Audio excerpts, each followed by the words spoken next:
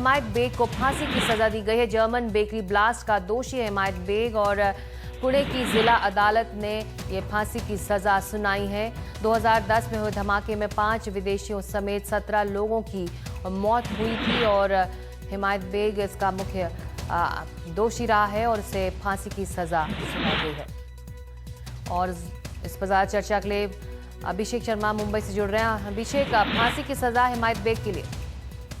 जी बिल्कुल, ये बेहद अहम है। भारत के जो आतंकवाद का इतिहास है उसके लिए बहुत अहम खबर हो सकती है, क्योंकि इंडियन मुजाहिदीन का पहला ऐसा शख्स है जिसे फांसी दी जा रही है या जिसे फांसी की सज़ा का ऐलान किया गया है। अमूमन अब तक जितने भी केस हुए हैं आतंकवाद के, उनमें इंडियन मुजाहिदीन का जब भी नाम आया है या तो वो केस अब तक पेंडिंग है या उनमें अब तक सज़ा का इंतज़ार चल रहा है या फिर जांच पूरी नहीं हुई है। लेकिन ये ऐसा एक मुकम्मल केस है जिसमें इंडियन मुजाहिदीन, जिसे हम लोग बार बार इंग्लिश में होम ग्रोन टेरर कहते हैं, यानी कि घर में पैदा हुआ आतंकवाद, जिसका सबसे बड़ा मॉड्यूल इंडियन मुजाहिदीन ही है, और उसका हिमायत बेग को फांसी की सज़ा दी गई है। इसलिए ये बहुत अहम है ये फैसला, क्योंकि पुणे में जितने भी लोग मारे गए थे, 17 लोग मारे गए थे, और उसके बाद हिमायत बेग को और उसके साथियों की तलाश थी, जो महाराष्ट्र की ATS थी उसको। इस पूरे मामले में हमें ये भी देखना होगा कि किस तरीके से ट्रायल चली है और किस तरीके के सबूत दरअसल डिफेंस ने भी पेश किए हैं, क्योंकि हिमायत बेग ने आज जब सज़ा का ऐलान होने वाला था उसके ठीक पहले रोने लगा था जज के सामने और कहा था कि दरअसल इसमें अगर मुझे कुछ बड़ी सज़ा होती है तो इसमें आप ये मान कर चलिए कि 17 लोग नहीं बल्कि 18 लोग मारे गए हैं, आप ये मान के चलिए। वो काफ़ी भावुक हो चुका था सज़ा के ठीक पहले, लेकिन ठीक उसके बाद जज ने 5 बजे का वक्त रखा था सज़ा के ऐलान के लिए, और आज ये सज़ा का ऐलान कर दिया गया। फांसी की सज़ा है। अदालत ने ये माना है कि ये दरअसल रेयरेस्ट ऑफ रेयर वाला केस है, यानी कि जिसमें सज़ा होनी ही चाहिए और इतनी ही बड़ी सज़ा होनी चाहिए। एक तरीके का पनिशमेंट, ऐसी सज़ा देना चाहते थे जज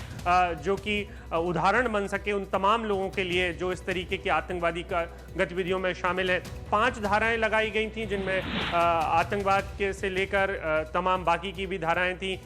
यानी कि 302 की भी धारा थी जिसमें मौत की सज़ा का प्रावधान है।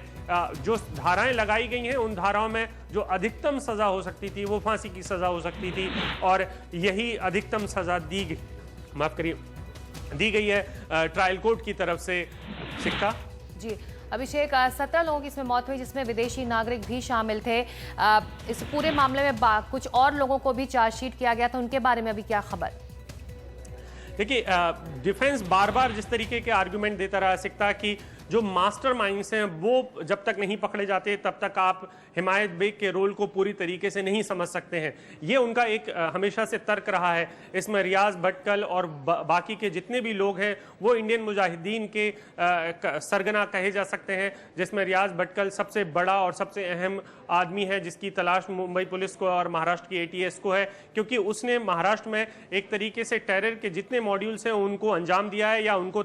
बनाने में योगदान दिया है। जो सबसे बड़ा आरोप है इसके, जो 5 और लोग जिनकी तलाश अभी भी पुलिस को है, वो तमाम वो लोग हैं जो हिमायत बेग के साथी कहे जाते हैं। हिमायत बेग के ऊपर जो आरोप था कि उसने जितना भी बारूद था वो रियाज भटकल और उसके साथियों से लिया था, वो तमाम इंडियन मुजाहिदीन के लोग हैं और इनका जो ठिकाना रहा है वो कर्नाटक के भटकल इलाके में रहा है। हिमायत बेग उदगीर से आता है और इसका साइबर कैफे चलता था, और जो पुलिस का बड़ा आरोप था वो ये था कि उदगीर में इसने अपने साइबर कैफे में बम्स को असेंबल करने का काम किया है। तो आप इससे समझ सकते हैं कि किस तरीके के लिंक इसके मास्टरमाइंड से रहे होंगे, जिसके बाद ये फैसला आया है। और अभी ये कड़ी दरअसल तब तक पूरी नहीं मानी जा सकती सकता जब तक कि बाकी के और लोग गिरफ्त में नहीं आते हैं, क्योंकि ये पूरा प्लॉट तब तक नहीं खुलेगा जब तक कि हिमायत बेग के मास्टरमाइंड जिन्होंने उसे बारूद रखने को दिया वो कहां से आया था बारूद, क्योंकि पुलिस ने अपनी चार्जशीट में कहा था कि तकरीबन 1200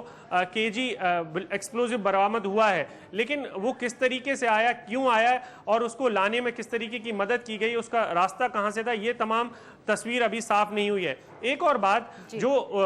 हिमायत बेग के साथियों, हिमायत बेग ने अपने बचाव में कही थी वो ये थी कि उसकी कॉल डिटेल्स रिपोर्ट्स उसने अदालत में पेश की थी और बताने की कोशिश की थी कि वो उस वक्त कहीं मौजूद ही नहीं था जहां पर दरअसल सरकारी पक्ष उसे बता रहा है, लेकिन शायद अदालत ने उसकी इस दलील को नहीं माना है।